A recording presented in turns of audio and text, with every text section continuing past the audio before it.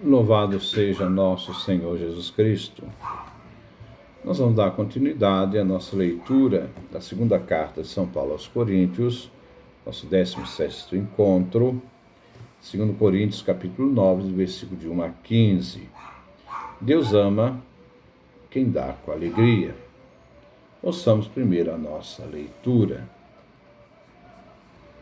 Capítulo 9, do versículo de 1 a 15. Praticamente é todo o capítulo 9.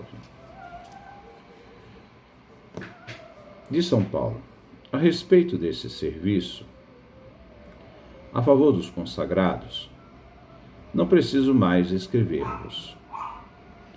Consta-nos vossa boa disposição, e me orgulho disso diante dos macedônios, dizendo-lhes que a Acaia está preparada desde o ano passado, e que o vosso fervor estimulou muitos outros.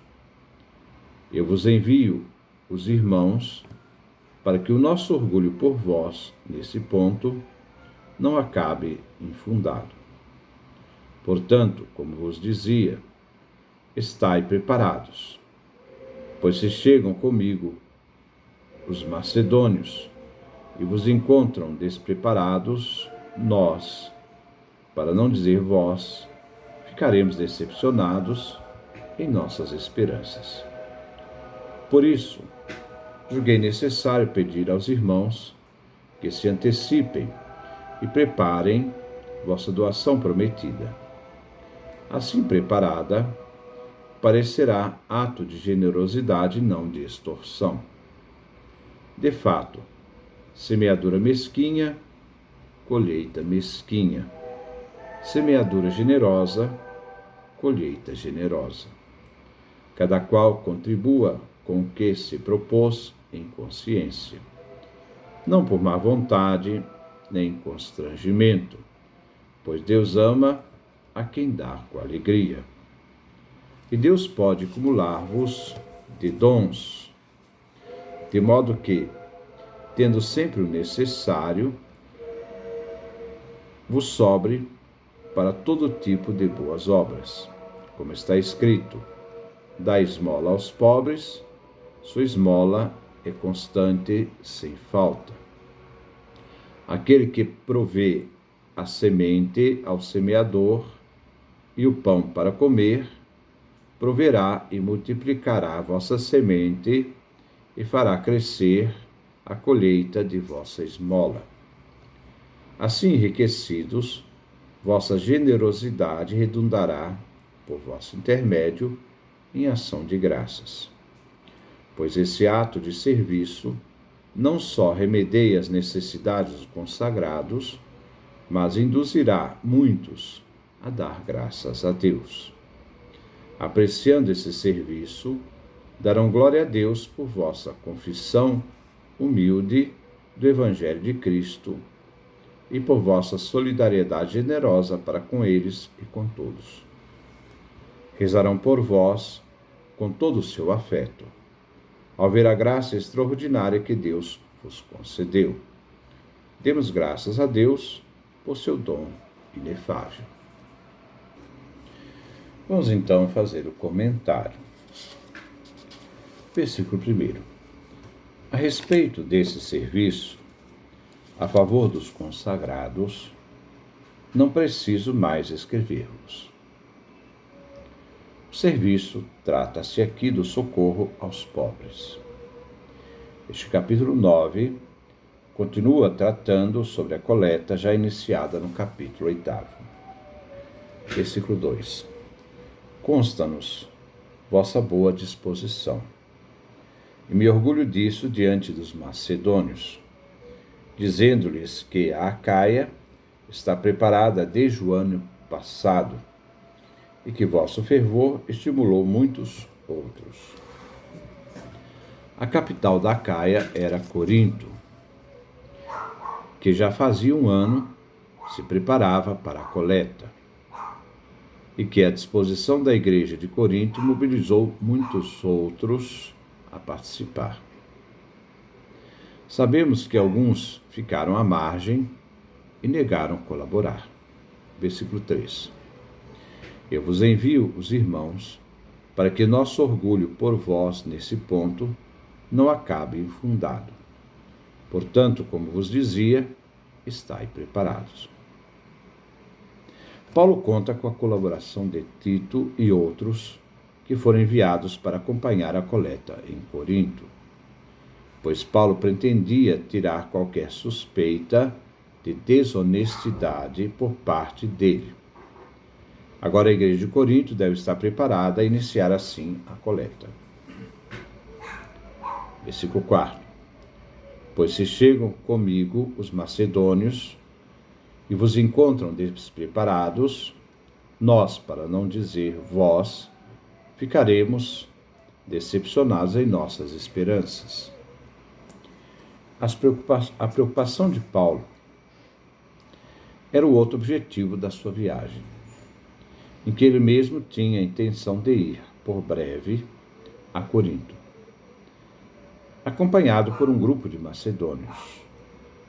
Ele não queria se envergonhar perante os macedônios por causa dos coríntios, a quem tanto Paulo louvava.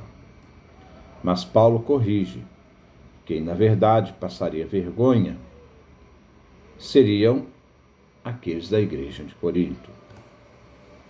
Versículo 5. Por isso julguei necessário pedir aos irmãos que se antecipem e preparem vossa doação prometida. Assim preparada, parecerá ato de generosidade e não de extorsão.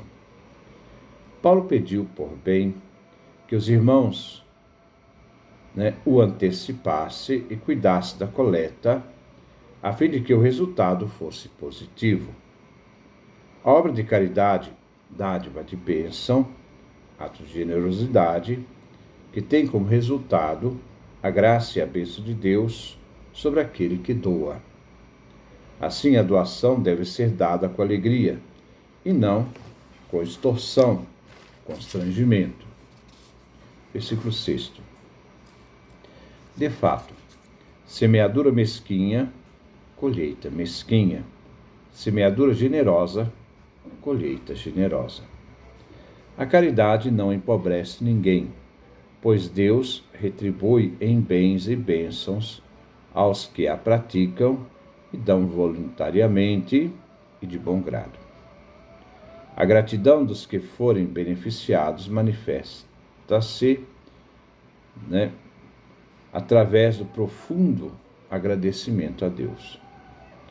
As possibilidades de semear com largueza ou semear com mesquinhez são imagens do ser humano que semeia a terra e que semeia muito, muito colhe. Versículo 7. Cada qual contribua com o que propôs em consciência, não por má vontade nem constrangimento, pois Deus ama a quem dá com alegria. Isso aqui vem dos Provérbios, capítulo 22, versículo 8. O apóstolo Paulo faz um apelo à generosidade, pois aquilo que se doa não deve ser feito sob coação ou constrangimento. Deus ama quem dá com alegria. Não se deve contribuir com má vontade. Versículo 8. E Deus pode acumular-vos de dons, de modo que, tendo sempre o necessário, vos sobre para todo tipo de boas obras. O dom da graça de Deus é superabundante na recompensa, pois retribui ao doador quanto este deu e dispensa-lhe ainda aquilo de que necessita, acumulando de bens, para que possa ajudar em outras obras de bondade. Deus é aquele que compensa a caridade. Versículo 9. Como está escrito: dá esmola aos pobres, sua esmola é constante, sem falta. Salmo 111, 112. 111, versão grego-latina, 112, versão hebraica. Deus cumula o justo de tantos bens, de modo a possibilitar-lhes. Deus cumula o justo de tantos bens, de modo a possibilitar-lhe fazer sempre a caridade, compensando também ao doador o prêmio externo. No Salmo, a citação quer destacar a memória do justo, que é imperecível, não morre nunca. Versículo 10. Aquele que provê a semente ao semeador e o pão para comer, proverá e multiplicará a vossa semente e fará crescer a colheita de vossa esmola. Isaías capítulo 55, versículo 10. Paulo quer aqui recordar que é Deus aquele que fornece a semente, aquele que semeia, o doador, aos seres humanos, dá o pão que vem da semente. Deus é aquele que distribui os dons, bens, e que dá as sementes, o que se verá na coleta, em favor da igreja de Jerusalém. Dessas sementes é que o pão será multiplicado. Versículo 11. Assim enriquecidos, vossa generosidade redundará, por vosso intermédio, em ação de graças. Os doadores são enriquecidos por Deus com dons temporais e espirituais, a fim de que pratique ainda mais a caridade. Tanto aquele que doa, quanto aquele que recebe a doação, isto é, a igreja de Jerusalém, são chamados a reconhecer que tudo é dádiva de Deus e que Deus rende graças, agradece. Pois o ato de quem doa faz com que aquele que recebe a doação bendiga o Criador. Versículo 12. Pois esse ato de serviço não só remedeia as necessidades dos consagrados, mas induzirá muitos a dar graças a Deus. A obra beneficente planejada tem dupla finalidade. Em primeiro lugar, este ato de serviço, isto é, liturgia, esse ato de liturgia, quer ajudar a diminuir a situação de penúria da comunidade de Jerusalém, que irá se transformar em fonte de bênçãos, visto que as doações irão se transformar em ação de graças a Deus como dom divino. Nós temos que ver essa expressão, esse ato de serviço que Paulo chama de liturgia, mostra que o ato de doar, o ato da caridade, se transforma num ato litúrgico, um ato de louvor, de ação de graças daquele que recebe, o benefício. Segundo, a coleta é uma oferenda santa para a comunidade da igreja. O culto a Deus é objeto da igreja, pois a igreja vive recebendo sempre de Deus dons e sempre está rendendo graças a Deus. Versículo 13. Apreciando esse serviço, darão glória a Deus por vossa confissão humilde do Evangelho de Cristo e por vossa solidariedade generosa para com eles e com todos. A coleta será recebida da Igreja de Jerusalém, diante dos donativos dos cristãos, que vem da gentialidade. Esse donativo, essa coleta, será a prova de que aqueles cristãos que vêm da gentialidade, que não são judeus na carne, são membros da comunidade, da igreja, formam um único corpo, uma única igreja. Diante desta obra de caridade, reconhecerão que os gentios se sujeitaram ao Evangelho de Cristo, reconhecerão que todos estão unidos na mesma realidade, no mesmo propósito, na mesma unidade, na mesma igreja.